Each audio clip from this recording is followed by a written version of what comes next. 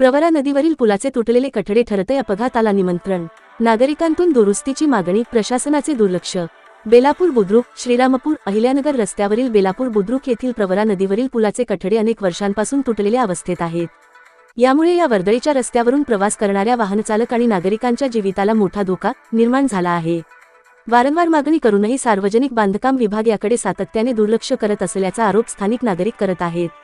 प्रवरा नदीवरील हा पूल अत्यंत वर्दळीचा असून श्रीरामपूर, अहिल्यानगर, अहमदनगर आणि आसपासच्या अनेक गावांना जोडणारा हा एक महत्त्वाचा दुवा आहे. त्यामुळे अनेक लहान मोठ्या वाहनांची या पुलावर ये-जा असते.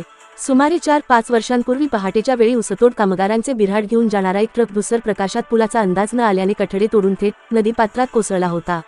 या अपघातानंतर आजपर्यंत कठड्यांची दुरुस्ती झालेली नसून ते आजही तुटलेल्या स्थितीत आहेत. विशेषतः रविवारी बेलापूर बुद्रुक येथील आठवडे बाजारामुळे या पुलावर मोठी गर्दी होते. नदीपलीकडील बेलापूर खुर्द, नरसळी, बांध, केसापूर, दवणगाव, आंबी अशा अनेक गावांतून नागरिक बाजारहाटासाठी बेलापूर बुद्रुकला येतात. त्यामुळे या दिवशी मोठ्या आणि लहान वाहनांची प्रचंड वर्दळ असते.